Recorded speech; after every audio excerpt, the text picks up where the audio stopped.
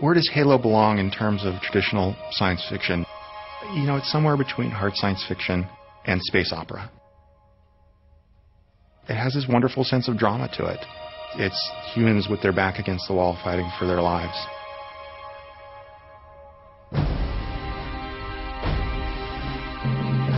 What began as a video game has grown into a sweeping, multi-layered sci-fi epic, complete with books, graphic novels, and films.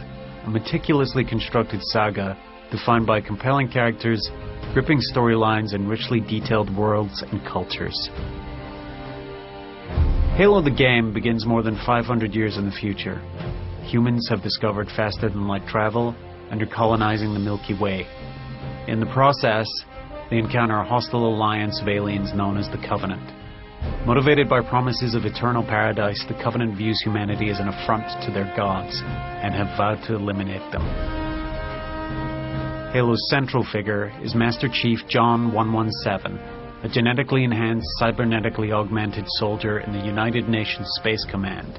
His revolutionary Spartan Mjolnir armor is equipped with an artificial intelligence program known as Cortana. When we first meet Master Chief, the war with the Covenant has already raged for 30 years. Escaping from a disastrous battle, the Master Chief's escape pod crashes in a mysterious ring world, a superstructure orbiting a remote gas giant. This Halo is a relic from a technologically advanced race known as the Forerunners, who mysteriously vanished some 100,000 years ago. As the Master Chief battles with pursuing Covenant troops, a parasitic entity known as the Flood is accidentally unleashed on the Halo. The Flood feeds on sentient life forms and seems to hold a clue to the Forerunners' mysterious disappearance long ago. Hundreds of thousands of years ago, the Forerunners were the most technologically advanced race in the Milky Way. With unparalleled technology, they explored the entire galaxy. They used their profound wisdom and understanding to protect and guide the many life forms they encountered. And then came the Flood. The Flood is this parasitic organism that attaches to creatures with large brain matter, takes them over, uses their biological material to create more flood spores, and off you go. It's a terrible parasitic cataclysm. On a metaphorical level, they're the bug-eyed monsters. They're the thing under the bed. They're the id. For 300 years, the Forerunners tried unsuccessfully to eliminate the Flood. And suddenly, some 100,000 years ago, both races mysteriously disappeared. Even though relics of the Forerunners' powerful technology remain scattered throughout the galaxy, no one knows what became of them. With the Forerunners gone, two alien species, the Prophets and the Elites, first discovered each other in their search for artifacts. Shortly after this encounter, their races collided in a battle to control the technology that was left behind. Both the Prophets and the Elites saw the Forerunners as gods, believing that they ascended to a state of divinity. The Prophets, physically inferior, wanted to exploit Forerunner technology and follow them on the Great Journey, an equivalent of godhood. The Elites, proud, strong warriors, considered use of this technology to be sacrilege. This dispute sparked a war. Eventually, the Prophets and the Elites form a truce, an unsteady alliance that becomes known as the Covenant. The Prophets agree to share Forerunner technology. The Elites agree to defend the Prophets' search for the sacred rings, the Halos. They revere the Forerunner as the creators of technology and a lot of the cohesion that holds their collection of races together. As the Covenant moves through the galaxy, they encounter and enslave many alien races.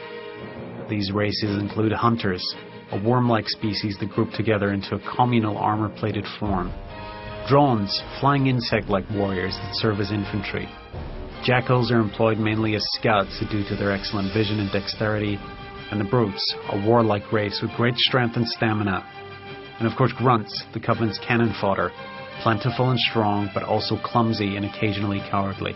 The Covenant has always struck me as kind of a weird collection of races. They seem to waltz in and conquer races and make them part of their own collective. Communism marching across Eastern Europe. But they're all weird and they don't fit together well. It is a powerful empire with Prophets and Elites at the top, ruling jointly through a high council. That council's most prominent officials during the Halo event are the Prophet of Truth, the Prophet of Mercy, and the Prophet of Regret. On Earth, overpopulation and dwindling resources force humans to look to other planets. It's a prospect made much more accessible with slipstream space travel in the year 2291, after the development of humankind's own translight engine technology. While inferior to the forerunners' faster-than-light travel, this technology nonetheless gives humans the means to aggressively colonize the galaxy.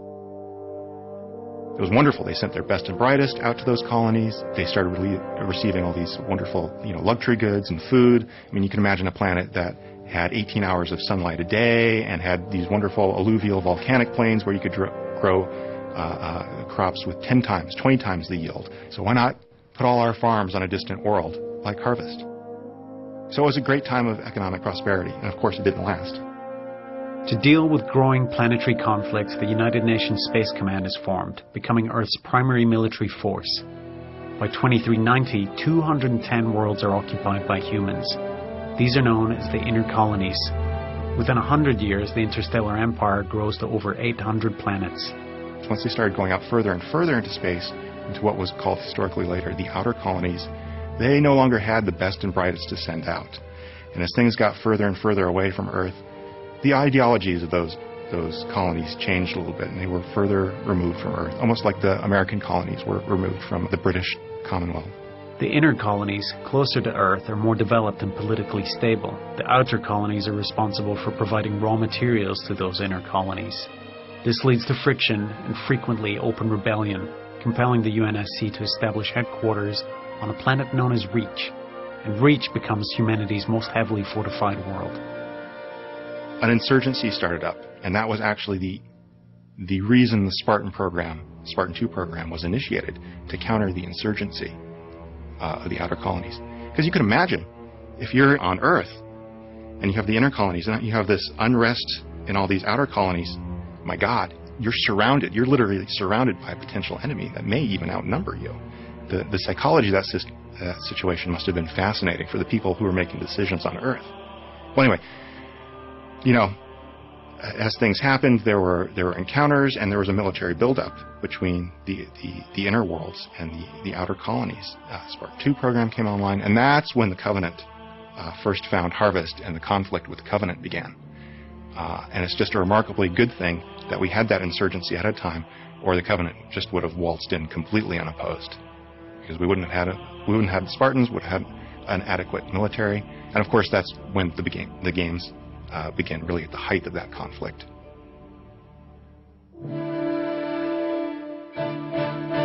In 2491, the Office of Naval Intelligence initiates the Orion Project. Its goal: produce counterinsurgency squads of super soldiers by subjecting volunteers to risky genetic enhancements. Unfortunately, those who don't die develop severe mental problems. As a result, the Orion Project is quietly shelved. By 2517, the security situation in the outer planets is dire, and well-organized groups such as the United Rebel Front threaten the stability of all the colonies. Using data from Orion, Dr. Catherine Elizabeth Halsey launches the Spartan 2 project. Spartans are kidnapped as children at the age of, roughly 6, taken away from their parents, and inducted into this world of violence and a regimen of discipline and real horror.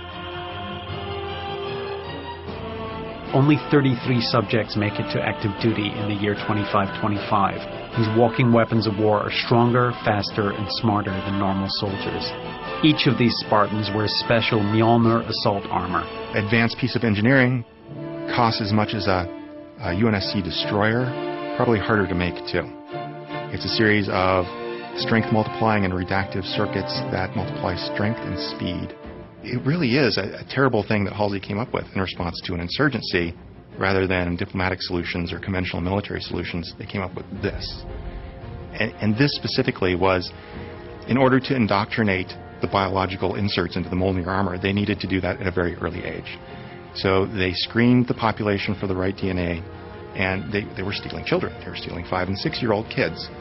They were flash cloning replacements who would then not do so well in the families they were replaced in. They were almost made to fail because the flash cloning technology at the time wasn't so great. They would take these kids, they would indoctrinate them into the military, train the heck out of them, It would make ranger school look like, you know, a picnic. Then, when they reach puberty, they would actually biochemically and biomechanically manipulate their bodies with almost a 50-50 failure rate. When I say failure, I mean some of those kids would die, some of them would be, you know, hideously malformed afterwards, but those that survived had, you know, incredible bone density, incredible muscle density, you know, higher chemical response times in their myelin sheaths, so they were better, faster, stronger, with all this military training. The armor is also capable of housing a smart AI, an artificial intelligence free of restrictive programming, allowing it to learn and grow intellectually and to develop its own distinct personality.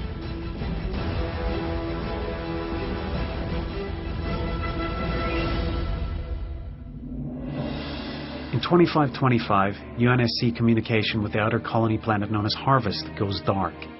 UNSC scout ships sent to investigate find the planet completely incinerated. Its surface melted down to glass. This form of destruction becomes known as glassing. When the Covenant come in and glass a planet, they use a combination of Fujikawa slip space manipulation and plasma to heat the surface of the planet until it vaporizes the atmosphere, the oceans, and leaves a glassy crust.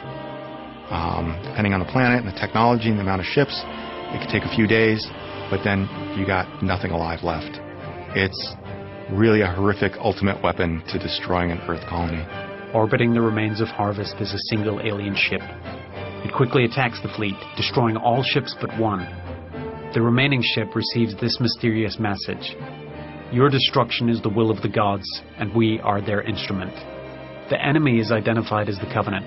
Their interstellar religious quest led them to Harvest, where Forerunner technology had identified a large reliquary of artifacts. As it turned out, these artifacts were actually the human colony itself. This leads the Covenant to conclude that humans are somehow connected to the Forerunners, a contradiction of their religious doctrine. Basic beef that the Covenant have with the humans is they have access to and are using Forerunner technology, which they view as sacred and holy, and the humans aren't supposed to have access to it. They do, and they use it, and for many religious and political reasons on the Covenant side, that really irritates them. So they have vowed in the Covenant War to eradicate them, the humans. Thus begins the Human-Covenant War.